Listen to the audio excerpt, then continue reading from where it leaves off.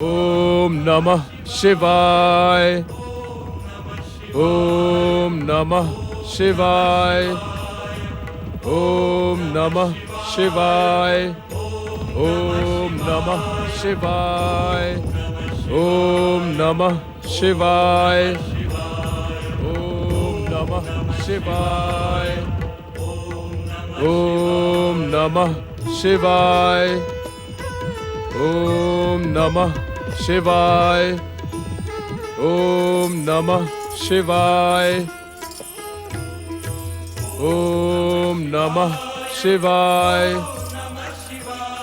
ओम नमः शिवाय। भावी पति परमेश्वर को मनु महाराज की भावी पुत्र वधू का सादर सप्रेम प्रणाम।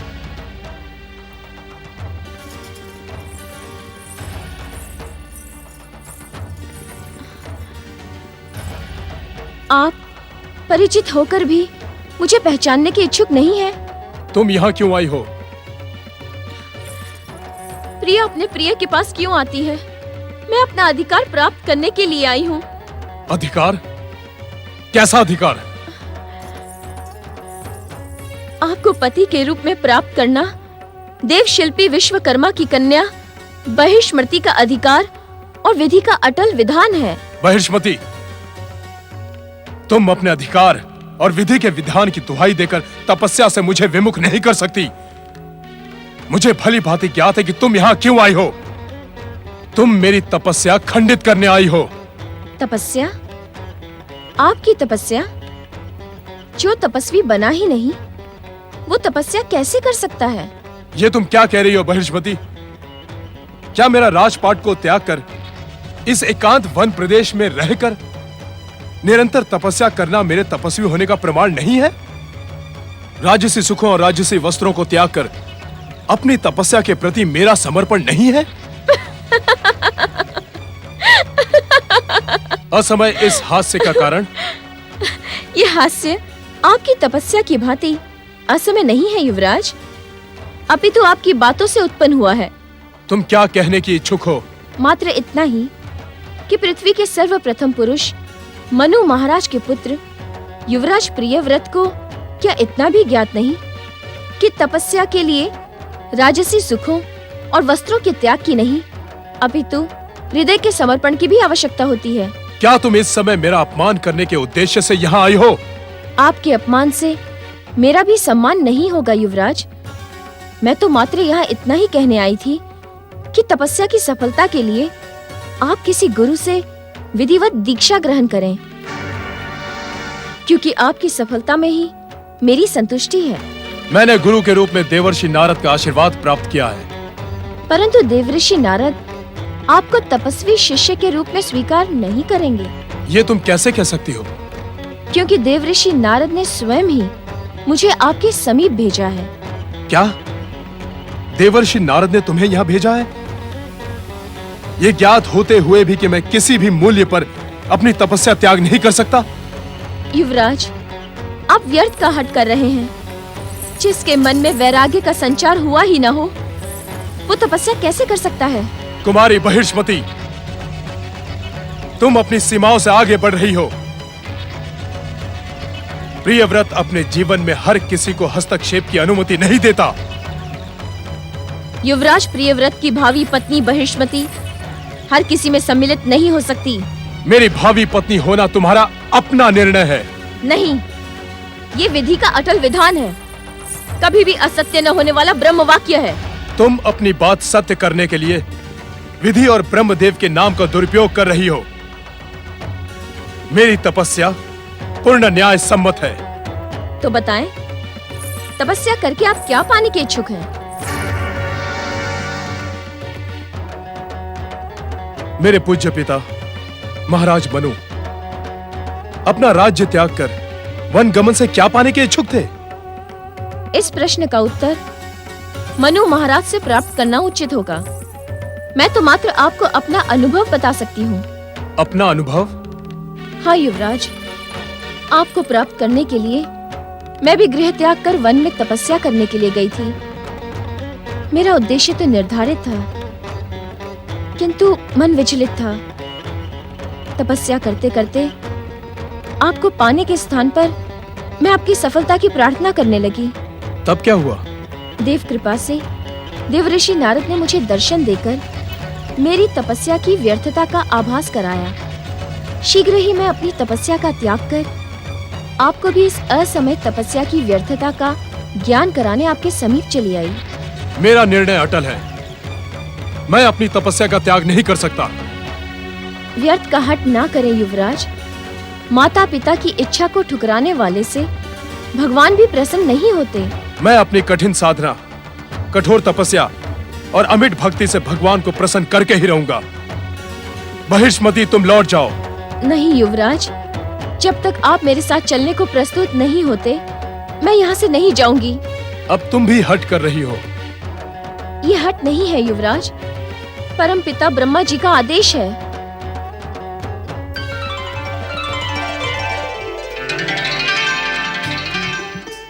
हाँ मनुपुत्र प्रियव्रत। परम पिता प्रणाम। तुम्हें तपस्या का हठ त्याग कर गृहस्थ आश्रम स्वीकार करना ही होगा। हमने सृष्टि रचना का एक अधूरा कार्य तुम्हारे लिए ही छोड़ रखा है। अर्थात?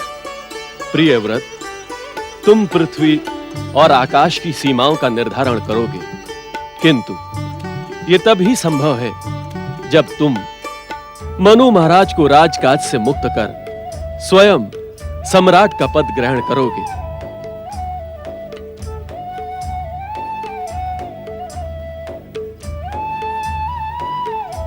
ऐसा करके तुम न केवल अपने माता पिता अपितु पृथ्वीवासियों को भी संतुष्ट करोगे।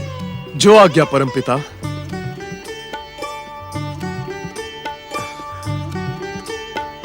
आज आपके दर्शन पाकर मेरी तपस्या तो सफल हो गई। पृथ्वीवासियों के प्रति सेवा करने का अवसर प्रदान कर आपने मुझे महान वरदान का पुरस्कार दिया है। तुम्हारा कल्याण हो।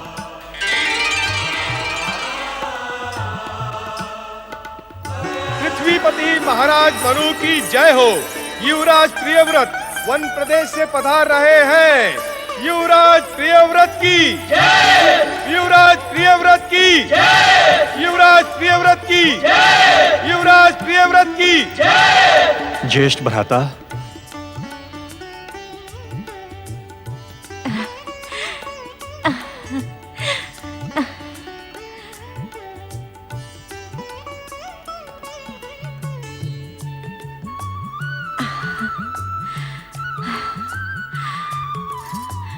बहिर्ष्मति, तुमने भावी राजवधु होने का कर्तव्य भली भांति निभाया है। तुम हम सबके धन्यवाद की पात्र हो पुत्री। महान शिल्पकार विश्वकर्मा जी ने अपनी पुत्री को जो संस्कार प्रदान किए हैं, उन्हें पाकर न केवल हमारा परिवार अपितु पूरा पृथ्वीलोक ही धन्य हो जाएगा।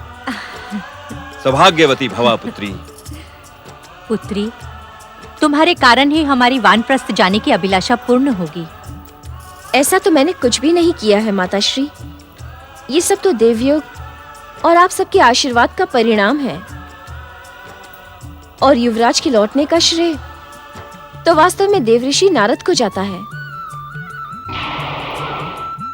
नारायण नारायण। प्रणाम देवर्षि।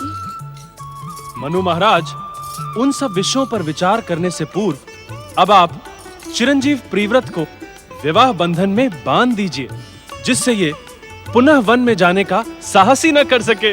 नारायण नारायण। अवश्य देवर्षि, अवश्य। हम तत्काल ही देव शिल्पी विश्वकर्मा की आज्ञा से इस चित प्रतीक्षित विवाह को संपन्न करेंगे। नारायण नारायण। मनु महाराज, इसी शुभ मुहूर्त में प्रियव्रत के अनुज उत्तानपाद का भी विवाह करवा दें, जिससे भविष्य में पुनः प्रियव्रत जैसी समस्या उत्पन्न ही न हो। किंतु देवर्षि, उत्तानपाद तो विवाह करने का ही इच्छुक नहीं है। नारायण नारायण। विवाह न करने की इच्छा मेरे अतिरिक्त हर एक के मन में है देवी शत्रुपा। और वैसे भी प्रिय उत्तानपाद ने अपने ज्येष्ठ भ्राता प्रियव्रत से पूर्व विवाह न करने की इच्छा व्यक्त की थी। क्यों तानपाद? हाँ देवर्षि, भैया प्रियव्रत के स्वीकृति के पश्चात मुझे कोई समस्या नहीं है। नारायण नारायण। मनु महाराज, शुभस्य शीघ्रम। विश्वकर्मा जी से अनुमति लेकर दोनों राजकुमारों के विवाह का प्रबंध करें। जो आज्ञा देवर्षि। नारायण नारायण।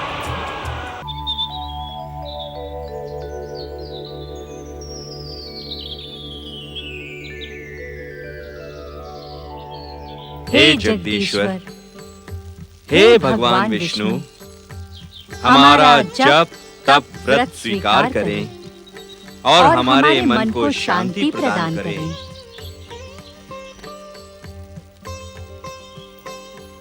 स्वामी, हमने वानप्रस्थ आश्रम स्वीकार करने से पूर्व जप तप व्रत का जो संकल्प किया था, उसमें जीवन समर्पित करने का अवसर श्री विष्णु कृपा से आ गया है। सत्य है देवी शत्रुपा, हमारा जीवन अब जप तप व्रत में ही होगा। हमारी दिनचर्या जप तप व्रत द्वारा ही निर्धारित होगी। ओम नमो नारायणाय।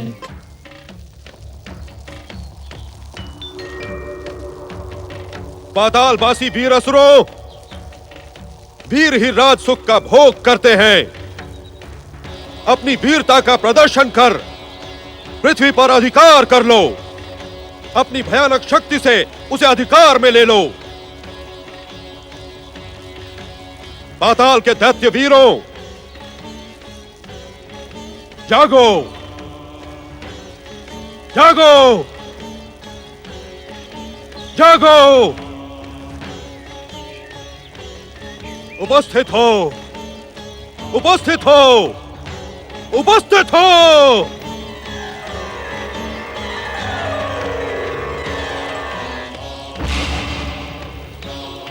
दैत्य गुरु शुक्राचार्य की दैत्य शक्ति की, दैत्य गुरु शुक्राचार्य की, असुर जाति की।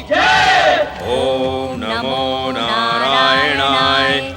ओम नमो नारायणाय। ओम विष्णवे नमः। ओम विष्णवे नमः। ओम नमो नारायणाय। ओम नमो नारायणाय।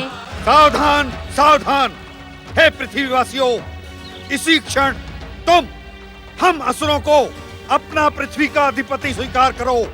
यह संसार हमारा है, हम वीरों का है। तुम भ्रम में हो असुर सेनापति। पृथ्वी लोक पर अधिकार करने के लिए शक्ति प्रदर्शन की नहीं, प्रेम की आवश्यकता है। अधर्म की नहीं, धर्म की आवश्यकता है। पृथ्वी के अधिपति प्रथम पुरुष महाराज मनु के पुत्र सम्राट प्रियव्रत हैं और संसार के अधिपति जगदीश्वर भगवान विष्णु हैं। क्षमा भाव से प्रस्तुत किसी को भी भक्त वत्सल भगवान विष्णु निराश नहीं करते। तुम लोग उनसे अपने अपराधों की क्षमा याचना कर पाताल लोक लौट जाओ। देखते क्या हो असुर वीरों, ये पृथ्वी और स्वर्ग हम वीरों का है। इन दुष्टों को इसी क्षण समाप्त कर दो।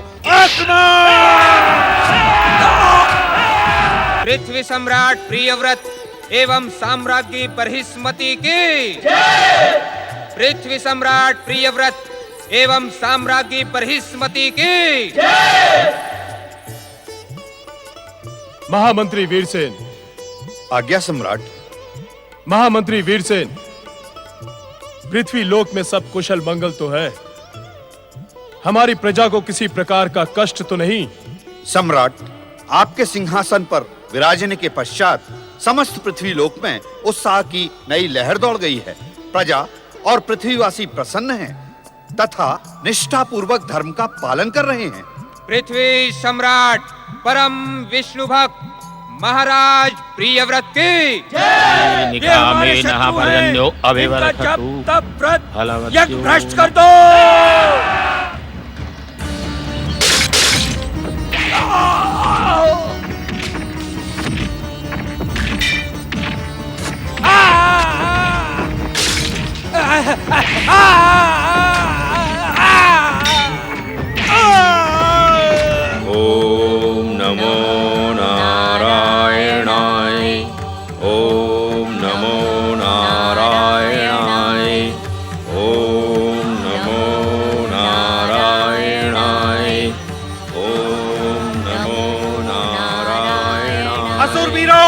यही है पृथ्वी लोक पर विष्णु भगत दुष्ट मनु। समाप्त कर दो इसे। चलो।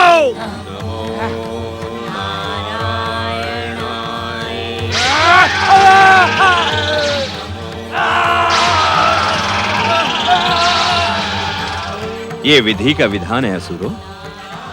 किसी भी तपस्यारत व्यक्ति की रक्षा उसकी तप शक्ति तथा भगवान विष्णु करते हैं। हम तुम्हें जीवित नहीं छोड़ेंगे दुष्ट मायावी। सावधान असुरो।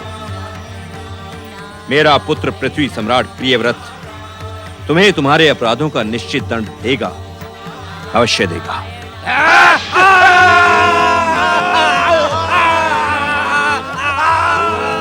नमो नारायणाय।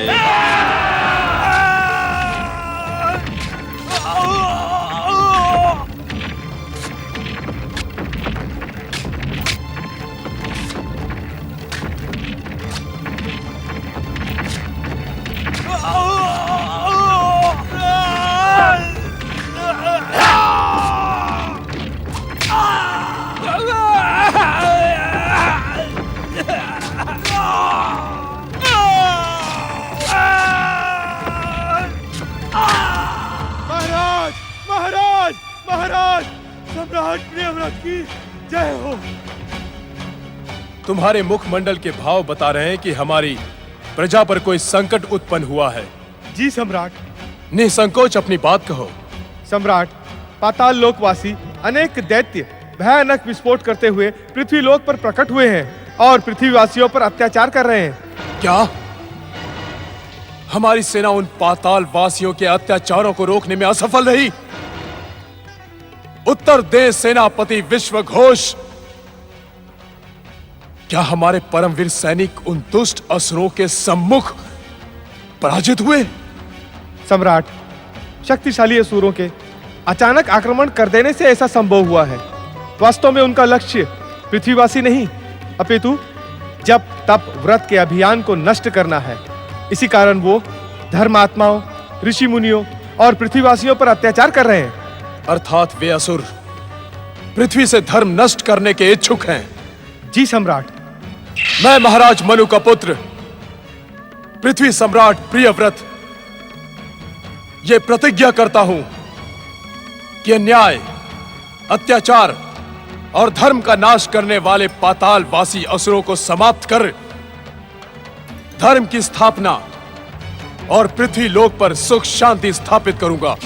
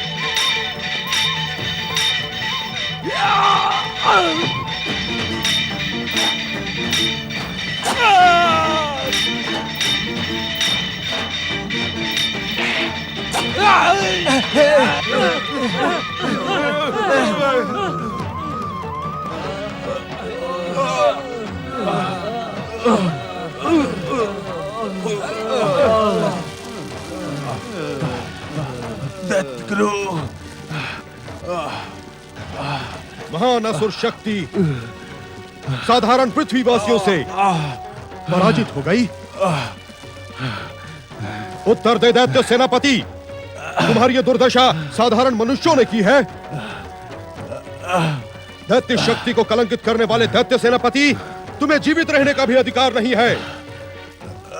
अपनी शक्ति का दम भरने वाले दैत्य सेनापति, तुम्हारी ये भयानक दुर्दशा साधारण मनुष्यों ने की है। असुरों की दुर्दशा साधारण मनुष्यों ने नहीं की, अपितु हमारी दुर्दशा आपने करवाई है। क्या कह रहे हो असुर सेनापति? सत्य कह रहा हूं दैत्य गुरु, सत्य है। आपने पाताल लोक में विश्राम कर रहे असुरों को उत्तेजित कर पृथ्वी सम्राट प्रियव्रत के द्वारा उनका सर्वनाश करवा दिया। आप दैत्य गुरु नहीं, दैत्य शत्रु हैं। दैत्य जाति के विरुद्ध षड्यंत्र करते हैं आप। देवताओं से मिलकर असुर जाति को समाप्त करने के इच्छुक हैं आप। अपनी सीमा में रहो असुर सेनापति, अन्यथा क्या कर लेंगे आप? अपनी दिव्य शक्ति का प्रयोग कर मेरे प्राण हरण कर लेंगे ना? इतनी प्रताड़ना और अपमान के पश्चात मैं स्वयं जीवित रहने का इच्छुक नहीं। अपनी दिव्य शक्ति का प्रयोग करें, जिससे भविष्य में असुर ये जान ले कि आप दैत्यों के हित चिंतक नहीं, शत्रु हैं, शत्रु। तुम जीवित रहने के भी योग्य नहीं हो सेनापति, किंतु मैं तुम्हें मृत्यु नहीं दूंगा। क्यों? क्योंकि जब तक तुम जीवित रहोगे तब तक असुरों की उपेक्षा और परिहास का केंद्र बने रहोगे कि तुम साधारण मनुष्यों से पराजित हो गए।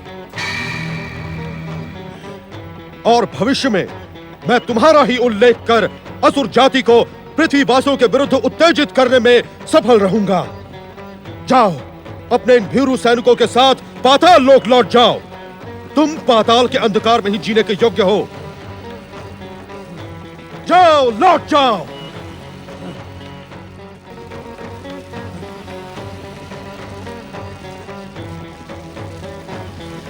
शनिदेव, शीघ्र प्रकट हो शनिदेव।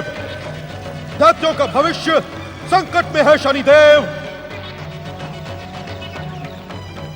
शनिदेव, आपकी सहायता की आवश्यकता है।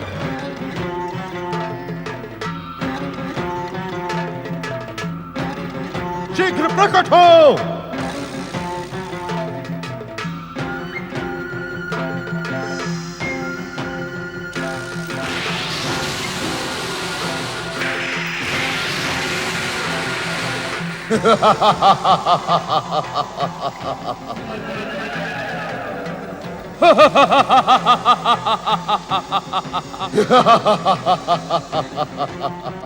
सहायता करें शनिदेव। ये समय अट्टहास करने का नहीं है, अपितु असुरों की भयानक पराजय में दुखी होने का है। मनुपुत्र प्रियव्रत के प्रहारों ने असुर शक्ति को छिन्न भिन्न कर पाताल में रहने को विवश कर दिया है। अट्टहास तो शनिदेव की नियति है दैत्य गुरु शुक्राचार्य।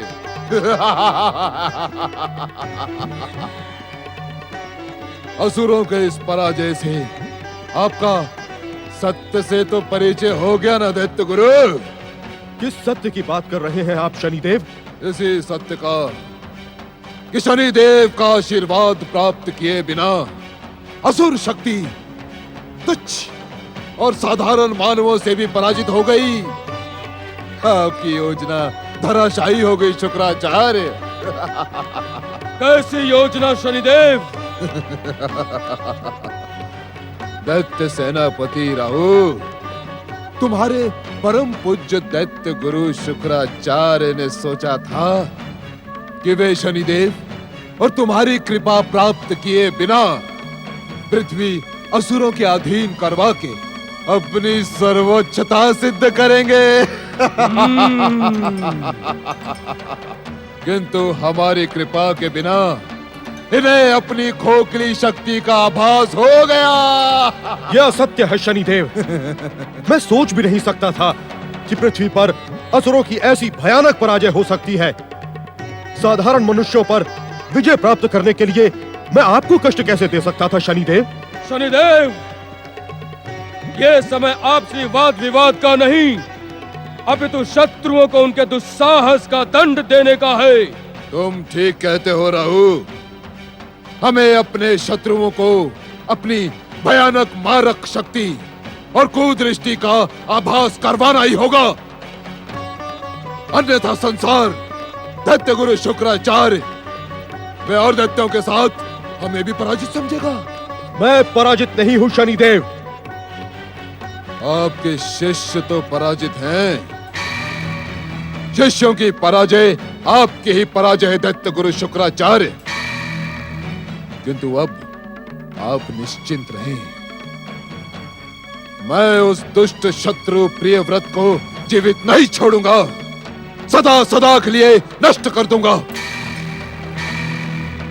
लंबे समय के पश्चात किसी विष्णु भक्त को समाप्त करने का अवसर मिला है। शनिदेव, इस शुभ कार्य में मैं भी आपकी सहायता करूंगा। सहायता की आवश्यकता नहीं है राहु। तुम केवल मूक दर्शक बने हमारी विस्फोटक शक्ति का प्रदर्शन देखना। ना जाने मेरा ये कौन सा दुर्भाग्य है शनिदेव। असुर मुझे दैत्य विनाशक समझने लगे हैं और आप जैसे परम हितैषी मित्रों को मुझ पर विश्वास नहीं है। उद्विग्न न हो दैत्य गुरु शुक्राचार्य, अभी भी हमें आपकी मित्रता प्रिय है। प्रियव्रत के अंत के साथ ही असुरों को भी यह विश्वास हो जाएगा कि आप ही उनके सच्चे हितैषी हैं। चलो राहु।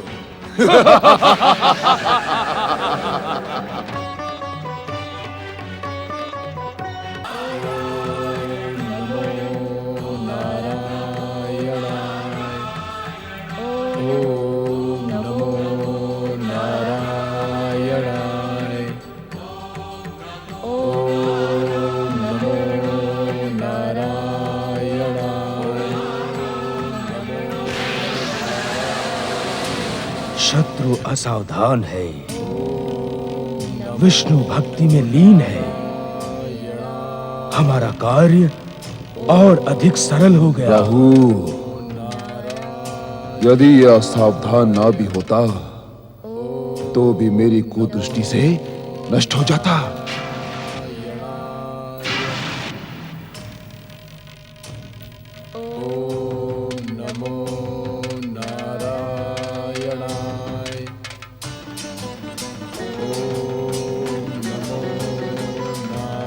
शनिदेव, इस दुष्ट दैत्य शत्रु के मस्तक पर अपने अस्त्र से प्रहार करें। मैंने तुमसे कहा था ना राहु कि तुम केवल मूक दर्शक बने मेरी भयानक शक्तियों का प्रदर्शन देखना। और इस तुच्छ मानव के लिए तो मेरी कुदृष्टि ही पर्याप्त है। मैं अपनी कुदृष्टि से इन दोनों को क्षण भर में भस्म कर दूंगा।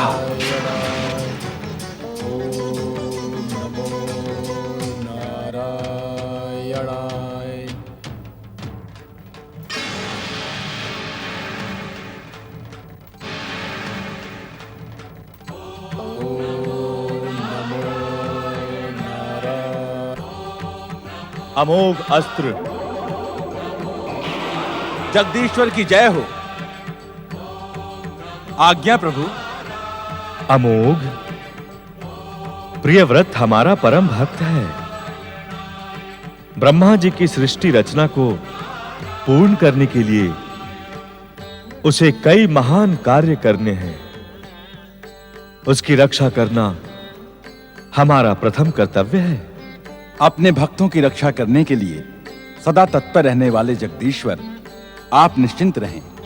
आपकी कृपा से प्रियव्रत का तनिक भी अनिष्ट नहीं होगा।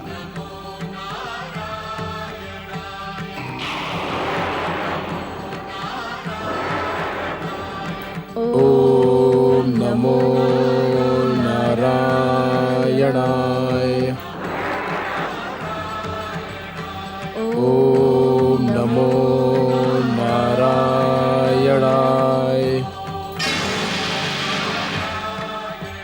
ओम नमो नारायणाय।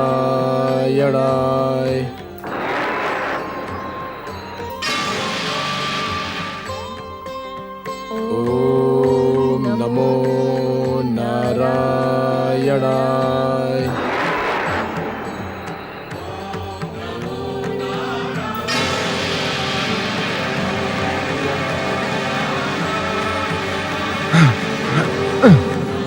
सावधान शनिदेव, सावधान राहु। भगवान विष्णु के भक्तों पर प्रहार करने से पूर्व आज की घटना का सदा स्मरण रखना। ये मात्र एक चेतावनी है।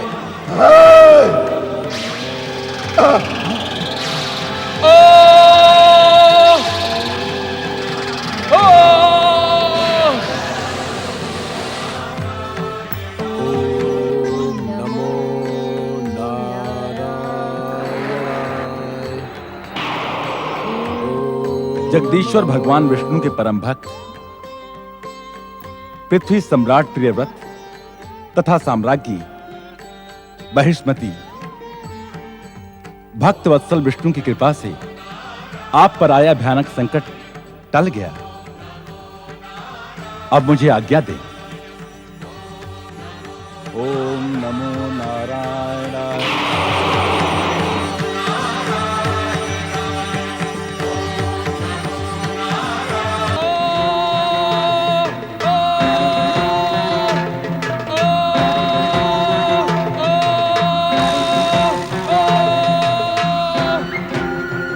मस्तक को थामे शनिदेव।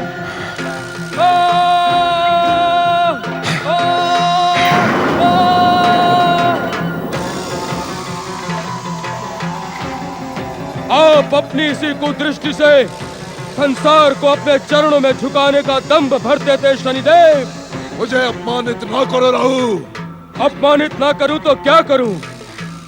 आपकी कुदृष्टि से भयानक तो मेरी शक्ति है। जब मैं सूर्य चंद्र को ग्रस कर उनका तेज खंडित करता हूँ, तब किसी विष्णु का साहस मुझे रोकने का नहीं होता।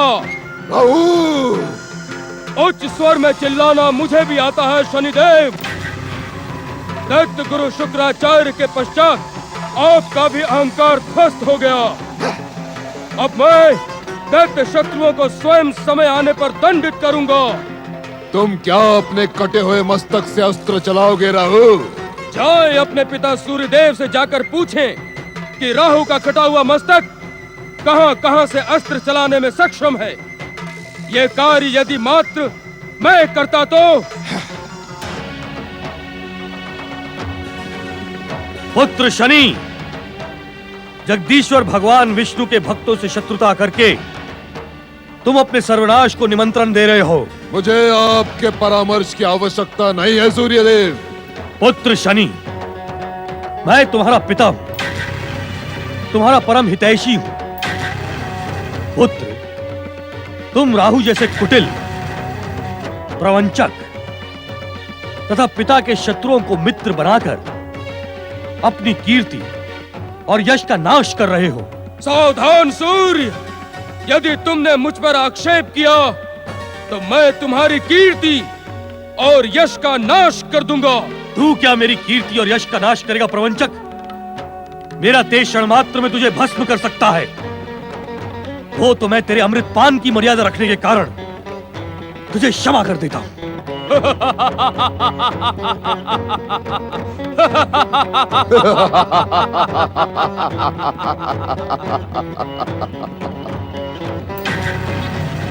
अपने गौरव, यश, कीर्ति का नाश करने वाले को क्षमा कर देने वाला मैंने आपके अतिरिक्त दूसरा नहीं देखा। इन दुष्टों के साथ रहकर तुम धर्म, नीति और मर्यादा का पालन करना भूल गए हो।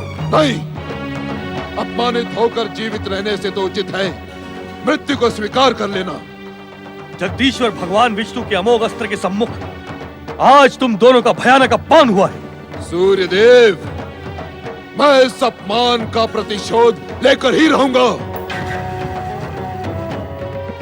अपमान की धधकती हुई ज्वाला में जलते हुए शनि की प्रतिज्ञा भी सुन ले।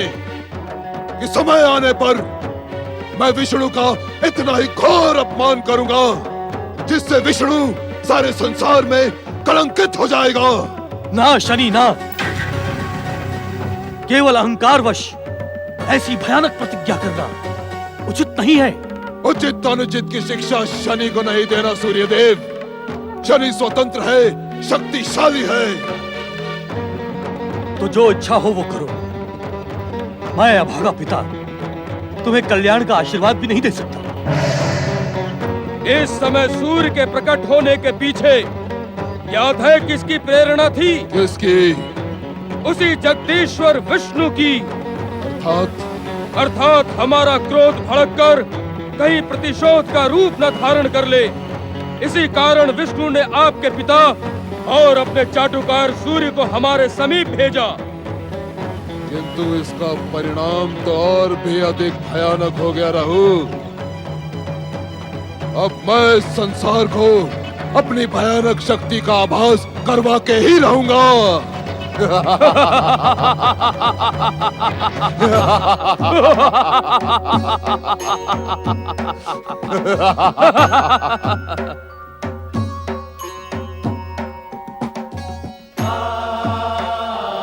पति परमेश्वराय नमो नमः।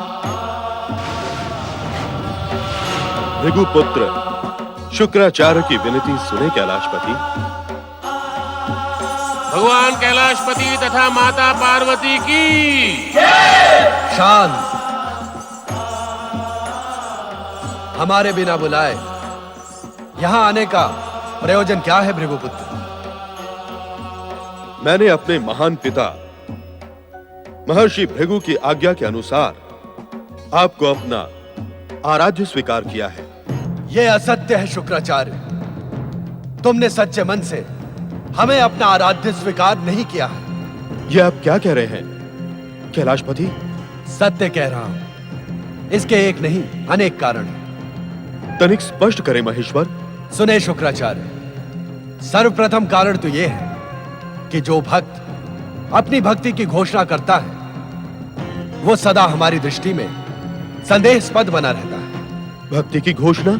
हाँ शुक्राचार्य, अनेक भक्त हमारे चित्रों, हमारी मूर्तियों को अपने प्रासादों में स्थापित कर, हमारे लघु चित्रों को अपने शरीर में धारण कर, भभूत मल कर हमारी परम भक्ति का भ्रम उत्पन्न करते हैं। इस सत्य से तो अब तक मैं भी अपरिचित थी स्वामी। वस्तुतः उनके स्वांग में भक्ति के स्थान पर अहंकार की संतुष्टि ही प्रमुख रहती है। भक्ति और अहंकार तो दो विपरीत तत्व है महेश्वर। अपनी स्वार्थ सिद्धि के लिए अनेक व्यक्ति इन दोनों विपरीत तत्वों का प्रयोग एक साथ करने में भी भयभीत नहीं होते। स्वामी, आप सृष्टि के समस्त कारणों के भी कारण हैं। आपकी गूढ़ भाषा तथा संकेतों को समझना असंभव है। तनिक सरलता से अपना कथन स्पष्ट करें। नियंता ने अभी तक किसी ऐसे गूढ़ संकेतों अथवा भाषा का निर्माण ही नहीं किया जो तुम्हारी बुद्धि से परे हो देवी पार्वती। किंतु किसी व्याख्या को आपके श्रीमुख से सुनने का सौभाग्य भला मैं कैसे छोड़ दूं? हम तुम्हारे स्वभाव से अपरिचित नहीं है देवी पार्वती। तो मेरे पूछने से पूर्व ही मुझे बताएं कि भक्ति और अहंकार का प्रयोग एक साथ कौन करता है? इसका एक प्रमाण तो दैत्य गुरु शुक्राचार्य के रूप में हमारे सम्मुख ही खड़े हैं। भोलेनाथ, इस परम सत्य को सुनकर चकित न हो दैत्य गुरु। अहंकार संतुष्टि के लिए आप जैसे व्यक्ति भक्ति को ही साधन बना लेते हैं।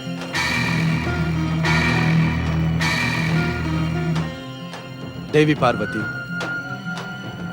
इनके प्रासादों में हमारी मूर्ति जितनी विशाल होगी, चित्र जितना सुंदर होगा, घोषणा जितनी तीव्र होगी, भक्ति से उपजा इनका अहंकार उतना ही अधिक संतुष्ट होगा। हाँ स्वामी, अहंकार को मन की संतुष्टि से अधिक दूसरे की प्रतिक्रिया देखने में आनंद प्राप्त होता है। हाँ देवी पार्वती, जब लोग इनके द्वारा स्थापित मूर्ति, चित्र अथवा इनकी भक्ति की प्रशंसा करते हैं, तब इनका अहंकार संतुष्ट होता है, आनंदित होता है। ये सत्य नहीं है कैलाशपति। हमने सच्चे मन से आपको अपना आराध्य स्वीकार किया है। यदि यह सत्य होता तो तुम हमारे आदेश की परामर्श कहकर अवहेलना नहीं करते शुक्राचार्य। सत्य तो यह है भोलेनाथ कि आपके आदेश के पश्चात भी हमारे मित्र शनिदेव और राहु ने हमें पाताल लोक जाने को विवश कर दिया था। शुक्राचार्य, यदि तुम कुसंगति और स्वार्थी मित्रों के कारण विवश होते रहे तो तुम्हें दैत्य गुरु कहलाने का क्या अधिकार है?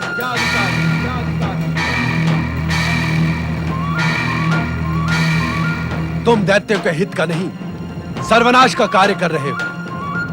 अब जब तक तुम्हारे मन में हमारी सच्ची भक्ति जागृत न हो, तब तक कैलाश आने का कष्ट न करना।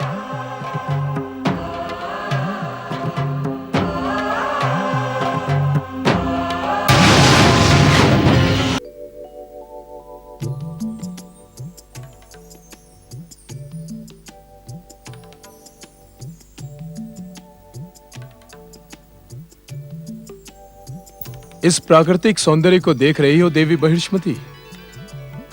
आकाश के सूर्य देव के साथ अपने मन मंदिर के सूर्य को भी देख रही हूं स्वामी। उस सूर्य की भांति इस सूर्य को भी अनेक कार्य पूर्ण करने हैं।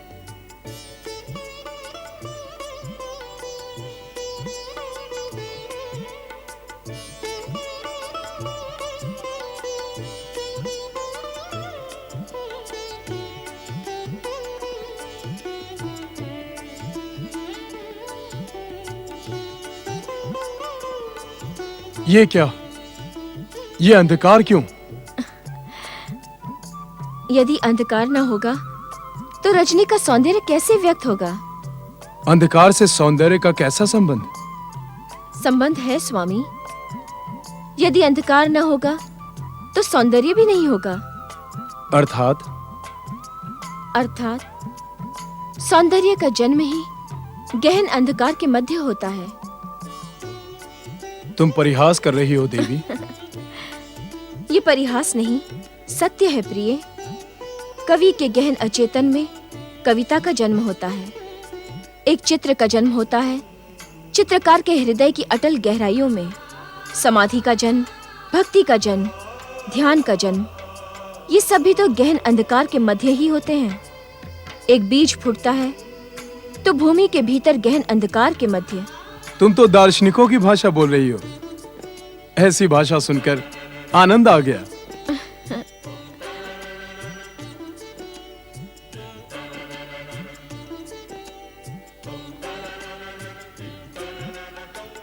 मैं निरंतर यही सोचता रहता हूं, परमपिता ब्रह्मा जी द्वारा सृष्टि संरचना का अपूर्ण कार्य जो मुझ पर छोड़ रखा है, वो क्या है?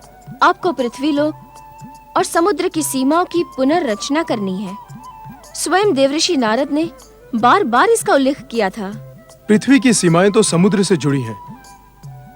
उसकी पुनर्रचना किस प्रकार की जा सकती है?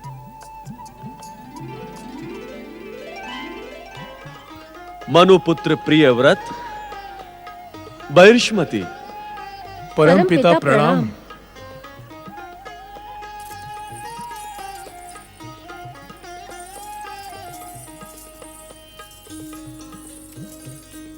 तुम्हारे जीवन में वो अवसर आ गया है जब तुम अपने पराक्रम, बाहुबल एवं चातुर्य से पृथ्वी के सप्त खंड और सप्त समुद्रों की रचना करो। ये कार्य जगदीश्वर भगवान विष्णु की इच्छा से हमने सृष्टि रचना के समय तुम्हारे लिए ही अपूर्ण छोड़ रखा था। परमपिता, अपनी बात निसंकोच कहो मनुपुत्र प्रियव्रत। ये सौभाग्य मुझे ही क्यों परमपिता? तुम्हारे जन्म के पूर्व ही तुम्हारे माता पिता के श्रेष्ठ धार्मिक संस्कारों के कारण ही ये महान कार्य तुम्हारे लिए निश्चित किया गया था। अहो अहो परमपिता, मैं धन्य हो गया। प्रियव्रत, तुम्हारे इस महान कार्य में देव शिल्पी तथा देवी बहिष्मति के पिता विश्वकर्मा जी तुम्हारी अद्भुत सहायता करेंगे। तुम दोनों पूर्ण आस्था से देव शिल्पी का आवाहन करो। पुनः आपके दर्शन पाकर मैं धन्य हुआ। आपकी आज्ञा पूर्ण करना मेरा धर्म एवं प्रथम कर्तव्य है। तुम दोनों का कल्याण हो।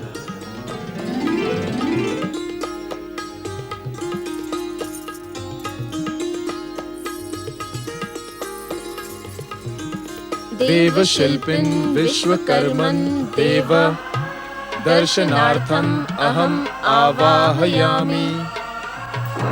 अहम आवाहयामि। अहम आवाहयामि। सम्राट प्रियव्रत, पुत्री बृहस्पति। प्रणाम पिताश्री। असमय आपको कष्ट देने के लिए हम क्षमा प्रार्थी हैं। असमय नहीं, इस अवसर की प्रतीक्षा मैं युगों से कर रहा था। जगदीश्वर भगवान श्री विष्णु की कृपा से आज वो शुभ मुहूर्त आ ही गया। इन्हें आपके आशीर्वाद और सहयोग की आवश्यकता है पिताश्री। पुत्री बृहस्पति, जिस कार्य को सृष्टि के रचनाकार ब्रह्मा जी ने स्वयं पूर्ण करके तुम्हारे स्वामी और हमारे जामाता प्रियव्रत को श्रेय प्रदान किया, ये उसके वास्तविक अधिकारी हैं। इस महान कार्य में सहयोग करना हमारे लिए गौरव का विषय है। पुत्र प्रियव्रत, आज्ञा पिताश्री। परम पिता ब्रह्मा जी की आज्ञा से हमने तुम्हारे लिए एक दिव्य आसन एवं एक दिव्य खड़ग का निर्माण किया है। दिव्य आसन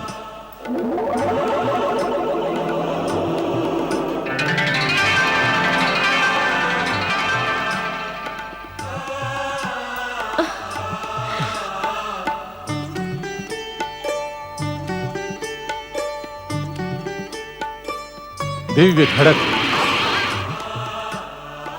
सम्राट प्रियव्रत, ये दिव्य आसन मैं तुम्हें प्रदान करता हूं। प्रियव्रत,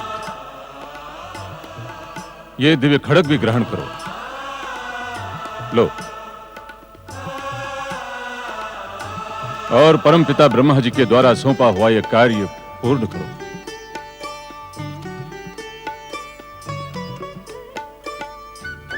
इस दिव्य आसन पर आसीन होते ही तुम दोनों को संपूर्ण पृथ्वी का जल व भूमि भाग स्पष्ट रूप से दिखाई देगा, और इस खड़ग से निकला हुआ दिव्य प्रकाश तुम्हारी इच्छा अनुसार पृथ्वी माता के खंड खंड कर देगा।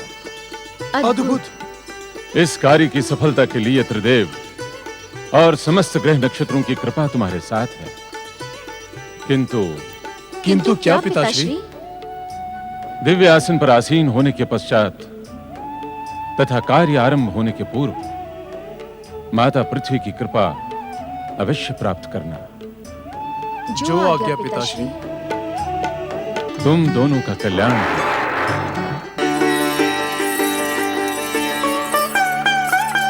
ओम नमो नारायणाय।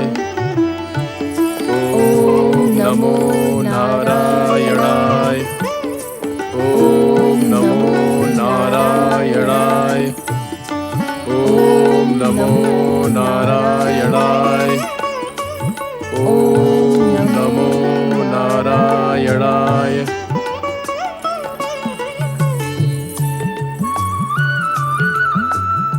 हे माता पृथ्वी, त्रिदेवों की आज्ञा से हम आपकी शरीर रूपी भूमि को सप्त दीप खंड और सप्त महासागरों में परिवर्तित करने जा रहे हैं। माँ के हृदय में ममता का वास होता है पृथ्वी माता। हमारे इस कार्य से भूमि और सागर के मध्य नवीन संबंध स्थापित होंगे। मानव जीवन अधिक सुगम होगा। हमें अपनी आज्ञा और कृपा प्रदान करें माता। हे माता पृथ्वी, हमें प्रत्यक्ष दर्शन देकर आशीर्वाद दें। हमें आशीर्वाद दें। हमें आशीर्वाद दें।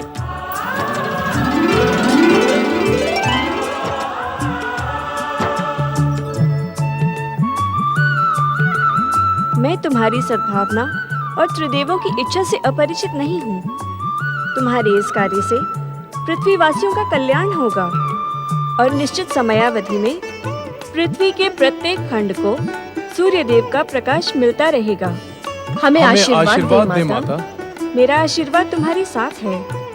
मेरी इच्छा मात्र से देवशिल्पी विश्वकर्मा द्वारा निर्मित तुम्हारा ये दिव्य आसन भूमि के आकर्षण से मुक्त होकर वायु में स्थिर हो जाएगा और सूर्य देव के रथ की गति की भांति ये दिव्य आसन गति बना लेगा, जिससे तुम्हारा कार्य और अधिक सरल हो जाएगा। आपकी कृपा पाकर हम धन्य हुए पृथ्वी माता। तुम दोनों का मनोरथ पूर्ण हो।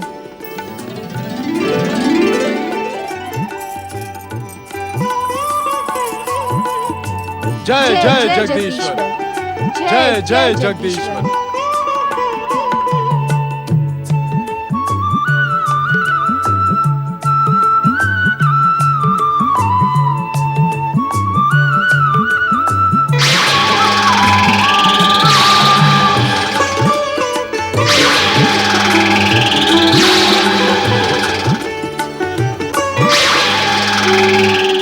विश्वकर्मा द्वारा प्रदान किए गए दिव्य अस्त्र से प्रियव्रत ने एक एक करके 7 स्थानों पर दिव्य अस्त्र का प्रयोग किया। फलस्वरूप वे 7 स्थान 7 द्वीपों में परिवर्तित हो गए और इसी प्रकार 7 महासागरों का भी निर्माण हुआ।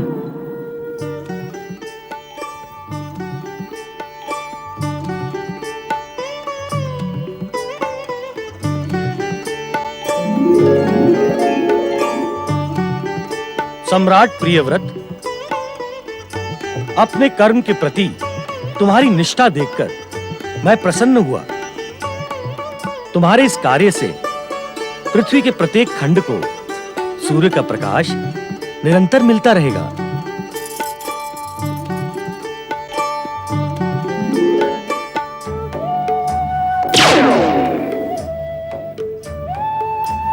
धन्य हो प्रियव्रत और बहिष्मति, धन्य हो।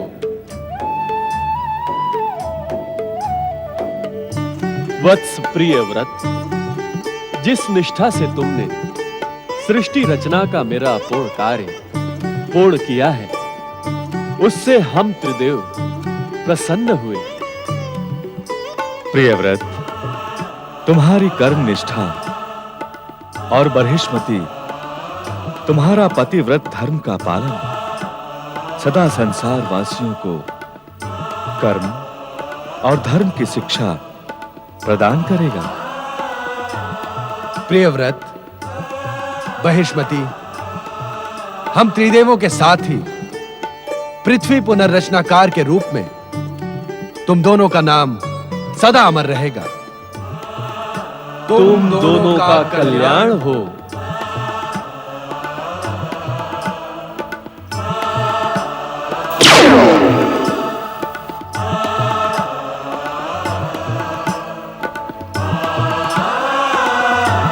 हे प्रभु, आपकी जय हो, जय हो, जय हो।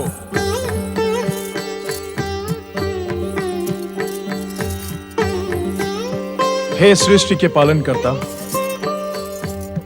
जगदीश्वर भगवान विष्णु, इस सृष्टि के प्रथम दिन से ही आपकी हमारे कुल और परिवार पर विशेष कृपा है। यह आप ही की कृपा का परिणाम है कि मैं पृथ्वी वासियों के कल्याण का महान कार्य सरलता से संपन्न कर सका। परमपिता ब्रह्मा जी द्वारा प्रदान किया हुआ ये दिव्य खड्ग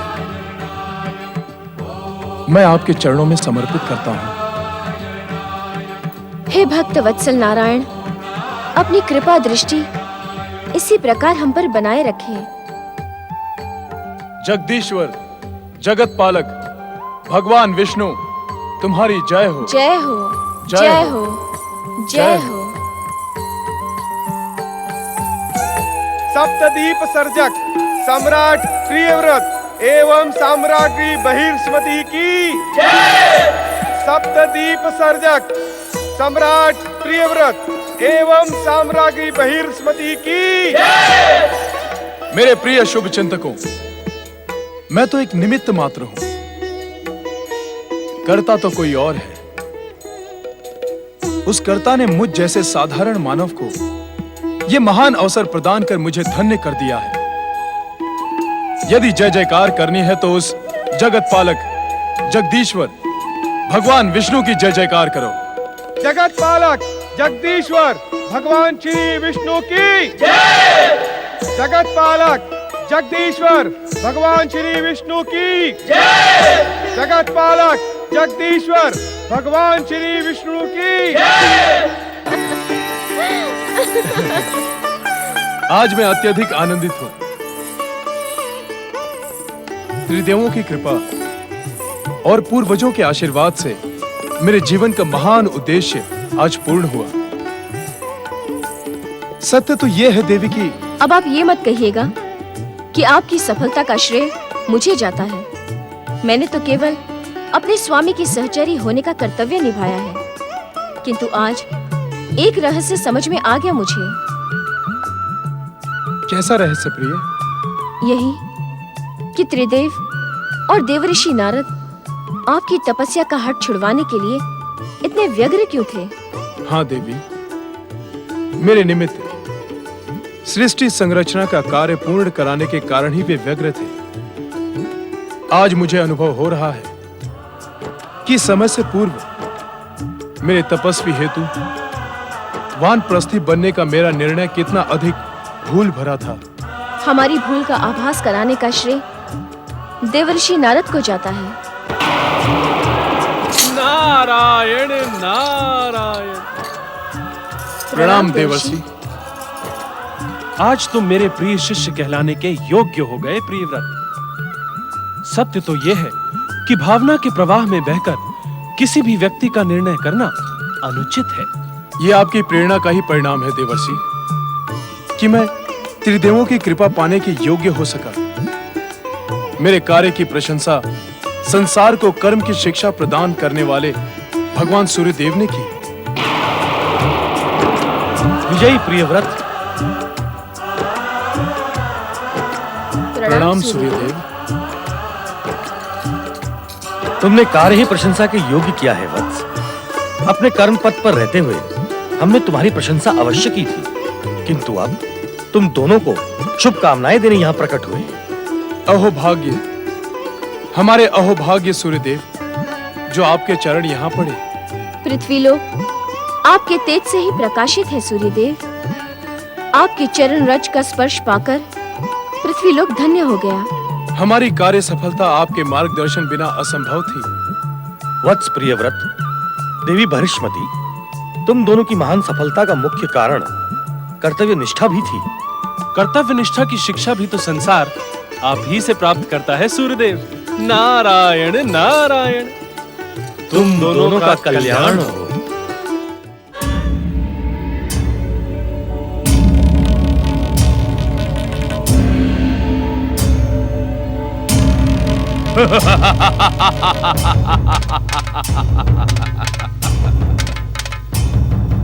क्या देख रहे हैं शनिदेव? बाबू, विष्णु के चक्र सुदर्शन ने तुम्हारे नेत्र को क्षति तो नहीं पहुंचाई? क्या तुम नहीं देख रहे कि मैं क्या देख रहा हूं? मैं देख रहा हूं शनिदेव। आप अपने घोर शत्रु, अपने पिता गृहपति सूर्यदेव को भावना के प्रवाह में बहकर निहार रहे हैं।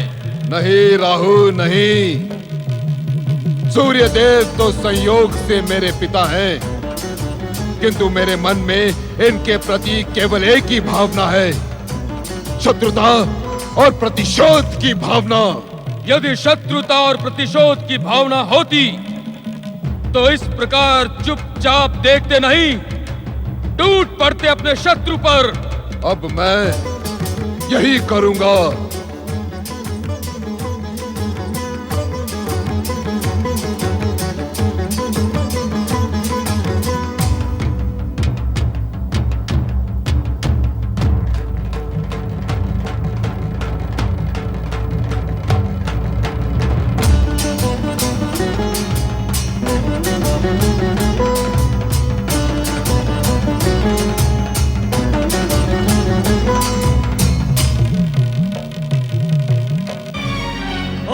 अपमानित और प्रताड़ित होने पर भी तुम अपनी अशुभ काली छाया मुझ पर डालने चले आए। सूर्यदेव सावधान, यदि और कुछ कहा तो परिणाम भयानक होगा। राहु जैसे कुटिल और प्रवंचक मित्रों ने तेरी बुद्धि को भ्रष्ट कर दिया है। आज मैं अपनी भयानक कुदृष्टि से तुम्हारे तेज को सदा सदा के लिए खंडित कर दूंगा यदि तुमने मेरे प्रश्न का समाधान नहीं किया। पुत्र कहते हुए मुझे ग्लानि होती है शनि। तुम पुत्र कहलाने के अधिकारी भी नहीं हो और तुम्हें पिता कहते हुए मेरा मस्तक लज्जा से झुक जाता है। बताओ सूर्यदेव कि मेरी प्रिय माता छाया को तुमने कहाँ छुपा रखा है? तुम्हारी माता छाया अब इस संसार में नहीं है। उसका अस्तित्व समाप्त हो चुका है। ये तो तुमने पहले भी कई बार कहा है, किंतु आज मैं इसका ज्ञात करके रहूंगा सूर्यदेव कि तुमने मेरे प्रिय माता छाया का वध क्यों किया? मुझे मातृहीन क्यों बनाया? क्यों? मैंने पहले भी तुमसे कई बार कहा है कि तुम मातृहीन नहीं हो। देवी संज्ञा में ही तुम्हारी माता छाया का अंश समाया हुआ है। इसी कारण तुम ये वैर भाव त्याग कर हमें पिता तथा देवी संज्ञा को अपनी माता का सम्मान प्रदान करना उचित है। तुम सम्मान के योग्य नहीं, तुम मेरी कुदृष्टि के योग्य हो सूर्य। मैं आज तुम्हारे तेज और वैभव को खंडित कर दूंगा। असत्यवादी, अग्नि के हत्यारे।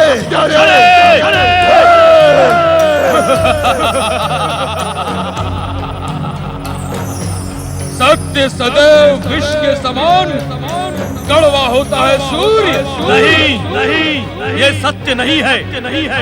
छाया की हत्या नहीं हुई है। वे कहाँ हैं? उनका अंश संज्ञा में समा गया है।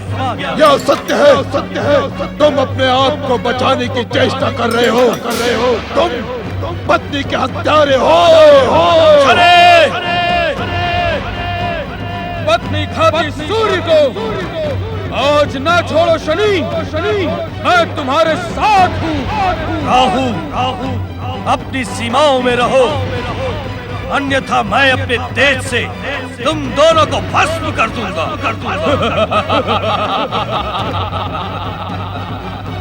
मैं बार बार तुम्हारा ग्रहण करता हूँ और तुम निस्तेज होकर रह जाते हो। यदि तुम में शक्ति होती तो मुझे पहले ही भस्म कर देते। शनिदेव, ऐसा अवसर बार बार नहीं आता। हम दोनों अपनी शक्ति और कुदृष्टि से आज सूर्य को नष्ट कर विष्णु के संसार में अंधकार ला देंगे। अवश्य राहु, इस दुष्ट प्रवंचक को दंड मिलना उचित ही होगा। शनि।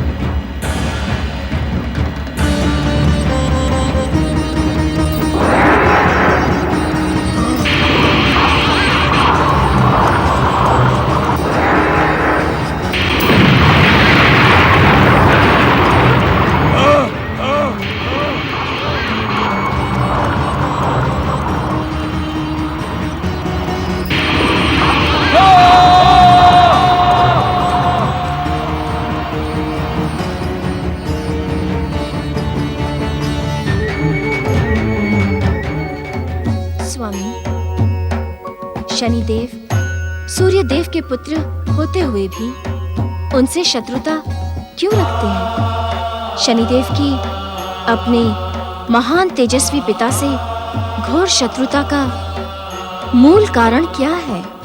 इस घोर शत्रुता का मूल कारण है शनिदेव की तामसिक वृत्ति, ईर्ष्या, द्वेष, मिथ्या अहंकार और एक आधारहीन भ्रम। आधारहीन भ्रम? हाँ देवी पार्वती, पिता पुत्र की इस घोर शत्रुता के मूल में एक ऐसा रहस्य है जो विदित होते हुए भी अज्ञात है। स्वामी, जो विदित है वो रहस्य कैसे हो सकता है? देवी, इस संसार में अनेकों बार स्वयं की आंखों से देखा, स्वयं के कानों से सुना सत्य सत्य नहीं होता।